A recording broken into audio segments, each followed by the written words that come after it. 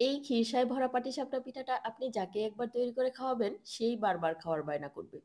আসসালামু আলাইকুম ভিউয়ার্স, আশা করি সবাই ভালো আছেন। আমার ভিডিওগুলো যদি আপনাদের ভালো লাগে, তাহলে অবশ্যই লাইক, কমেন্ট, শেয়ার করে আমার পাশেই থাকবেন। অনেকেরই অভিযোগ থাকে এই পাটিসাপটা পিঠাটা বানানোর সময় উপর থেকে ফেটে যায়। আজকে আমি এমন কিছু টিপস শেয়ার করব, যেই টিপসগুলো ফলো করলে আপনি প্রথমবারেই পারফেক্ট পাটিসাপটা পিঠা তৈরি করতে পারবেন। প্রথমেই দিয়ে দিচ্ছি ১ কাপ চালের গুঁড়া। এখানে আমি শুকনা চালের গুঁড়াটা ব্যবহার করেছি। দিয়ে দিচ্ছি হাফ কাপ ময়দা, পরিমাণ মতো লবণ, 1/3 কাপ খেজুরের গুড়। এখন কুসুম গরম পানি দিয়ে একটা মসৃণ ডো তৈরি করে নিব।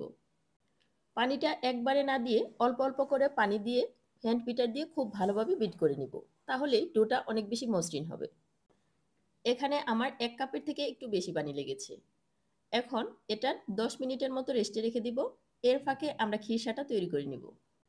খিরসা তৈরি করার জন্য প্রথমেই চুলায় দিয়ে দিচ্ছি 1/2 লিটার তরল দুধ। এর ফাঁকে অল্প একটু পোলাওয়ের চাল ব্লেন্ডারে ব্লেন্ড করে নিয়েছি। দুধটা কিছুক্ষণ জাল করে নেওয়ার পর সেই পোলাওয়ের চালটাতে অল্প একটু দুধ মিশিয়ে সেই জাল করা দুধের মধ্যে দিয়ে দিব। এখানে দিয়ে দিচ্ছি পরিমাণ মতো লবণ, ১ কাপ নারকেল কোড়া, সাথে দিয়ে দিচ্ছি হাফ কাপ খেজুরের গুড়। এখন অল্প আঁচে অনবরত নেড়েচেড়ে খিরসাটাকে ঘন করে নিতে হবে।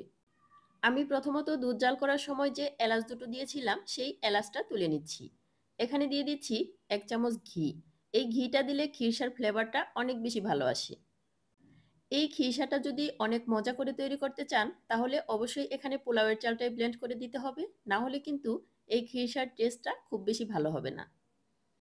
আমি যে পিঠার ব্যাটারটা রেস্টে রেখেছিলাম, সেখানে শুকনো চালের গুঁড়া ব্যবহার করার কারণে পিঠার ব্যাটারটা একটু ঘন হয়ে গেছে। তাই এখানে অল্প একটু পানি অ্যাড করে পিঠার ব্যাটারটা একটু পাতলা করে নিচ্ছি। এখন চুলাতে একটা ফ্রাই প্যান বসিয়ে অল্প একটু তেল ব্রাশ করে নিচ্ছি। তারপর পিঠার ব্যাটারটা দিয়ে এইভাবে ঘুরিয়ে ঘুরিয়ে গোল করে একটা রুটির মতো বানিয়ে নিতে হবে। এখন এটা ১০ সেকেন্ডের মতো ঢেকে রাখছি। রুটির উপরের দিকটা যখন কালারটা একটু চেঞ্জ হয়ে আসবে, তখন এখানে সেই খিরসাটা দিয়ে পিঠাটা খুব ভালোভাবে ভাঁজ করে নিব। এই পিঠাটা বানানো কিন্তু খুব একটা কঠিন না। আমার রেসিপি যদি আপনারা হুবহু ফলো করেন, আপনার কাছেও এই পিঠাটা বানানো অনেক বেশি সহজ মনে হবে। আর প্রথমবারে আপনি একদম পারফেক্ট পাটিসাপটা পিঠাটা তৈরি করতে পারবেন। এই পিঠার খিরসাটা এত বেশি টেস্টি আর এত বেশি ফ্লেভারফুল হয় যে এই পিঠাটা বানানোর আগে আমি প্রায় অর্ধেকটা খিরসা এমনি এমনিই খেয়ে ফেলি। এই পিঠাটা আপনি ২ কালারের তৈরি করতে পারবেন।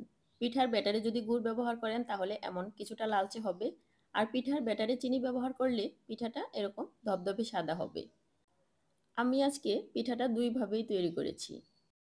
আমার এই রেসিপি ফলো করে আপনারাও বাসায় তৈরি করে নিতে পারবেন এমন মজাদার স্বাদের খিরসা পাটিসাপটা।